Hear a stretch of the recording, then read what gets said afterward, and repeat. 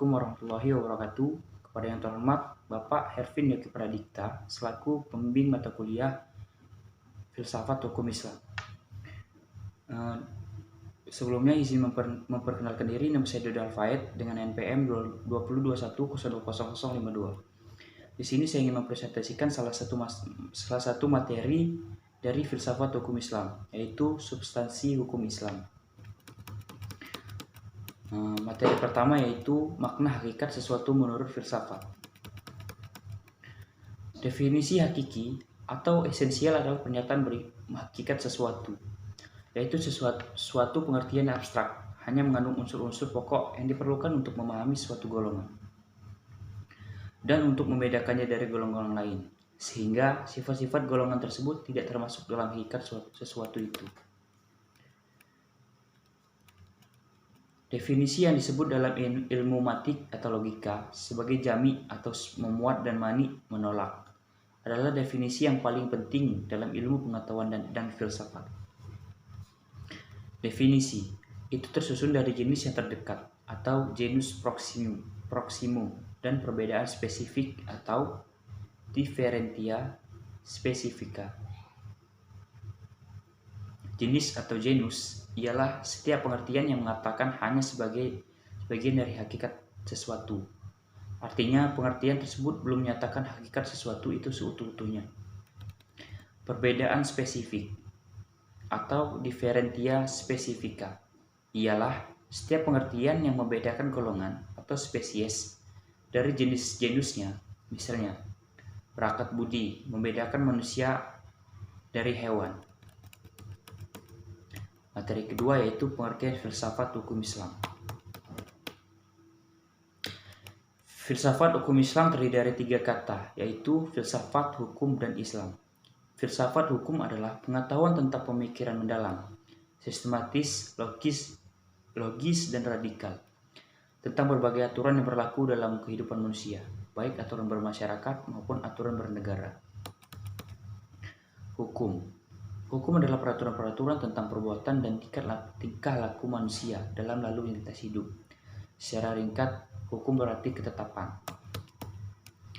Adapun pengertian filsafat hukum Islam adalah kajian filosofis tentang hakikat hukum Islam, sumber asal muasal hukum Islam, dan prinsip penetapannya, masyarakat yang melaksanakannya. Dengan demikian, yang dimaksud dengan filsafat hukum Islam adalah setiap kaidah, asas, aturan-aturan pengendalian masyarakat pemeluk agama Islam. Kaidah-kaidah itu dapat berupa Al-Quran, hadis, pendapat sahabat dan tabi'in, ijma' ulama, fatwa lembaga keagamaan. Filsafat hukum Islam diartikan pula dengan istilah hikmah at-tasyri'. Materi selanjutnya yaitu faktor yang menjadi ciri filsafat hukum Islam. Yang pertama, wacana atau argumentasi, yaitu menandakan bahwa filsafat memiliki kegiatan berupa pembicaraan yang mengandalkan pada pemikiran, rasio, tanpa verifikasi uji empiris, atau perbincangan dengan menutup mata. Kebenaran filosofis tidak memerlukan pembuktian atau tidak perlu didasari bukti kebenaran, baik melalui eksperimentasi maupun pencarian data lapangan. 2. Segala hal atau sekalian alam. Artinya, semua materi pembicaraan filsafat adalah segala hal, menyangkut keseluruhan yang bersifat universal. Tidak ada yang tidak tersentuh oleh pembicaraan filsafat. Ada atau tidak ada permasalahannya, filsafat merupakan bagian perbincangan. Hal itulah yang membedakan antara filsafat dan ilmu pengetahuan yang membicarakan lingkup tertentu. Yang ketiga, sistematis. Artinya, perbincangan mengenai hal segala sesuatu dilakukan secara teratur, mengikuti sistem yang berlaku, sehingga tahapan-tahapannya mudah diikuti. Dengan demikian, perbincangan tersebut tepat atau tidak dapat diikuti dan dikaji oleh orang lain, meskipun pada akhirnya hanya ada satu pengertian mengenai sesuatu yang dimaksud.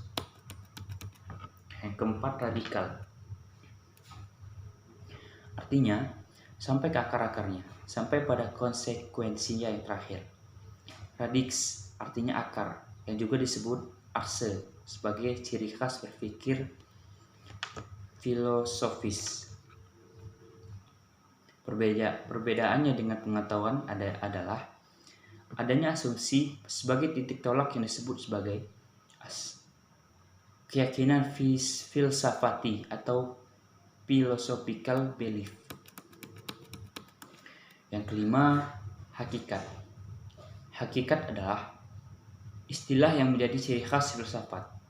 Hakikat adalah pemahaman atau hal yang paling mendasar.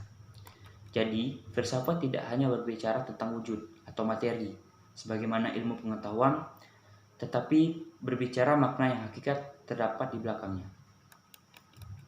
Dalam filsafat, hakikat tersebut sebagai akibat dari berpikir radikal. Berdasarkan lima ciri berpikir filosofis tersebut, dapat diambil pemahaman bahwa filsafat merupakan kebebasan berpikir manusia terhadap segala sesuatu tanpa batas, dengan mengacu pada hukum keraguan atas segala hal, bahwa sekalian alam dan segala hal dapat dilihat dari berbagai hal sudut melalui kontemplasi pemikiran yang sistematis, logis, dan radikal. Segala hal yang dipikirkan oleh filsuf berkaitan dengan hal berikut.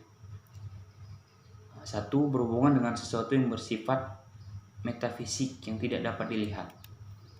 Yang kedua, berhubungan dengan alam semesta yang fisikal dan terbentuk oleh hukum perubahan. Yang ketiga, sebagai sesuatu yang rasional dan irasional. Yang keempat, semua yang bersifat natural dan supranatural. Yang kelima, berhubungan dengan akal, rasa pikiran, intuisi, dan persepsi. Yang keenam, sehubungan dengan hakikat yang terbatas dan tidak terbatas. Yang ketujuh, berhubungan dengan teori pengetahuan pada semua keberadaan pengetahuan manusia, yang objektif maupun yang subjektif. Yang kedelapan, berhubungan dengan fungsi dan manfaat segala sesuatu yang didambakan manusia atau dihindari. Yang terakhir, berhubungan dengan kebenaran spekulatif yang bersifat rasional tanpa batas, sehingga berlaku pemahaman dialektis terhadap berbagai penemuan hasil pemikiran manusia. Tesis yang menghasilkan antitesis dan terciptanya sintesis. Mungkin sekian materi yang dapat saya sampaikan. Jika ada kesalahan, saya mohon maaf. Kepada Allah saya mohon ampun. Saya akhiri. Wassalamualaikum warahmatullahi wabarakatuh.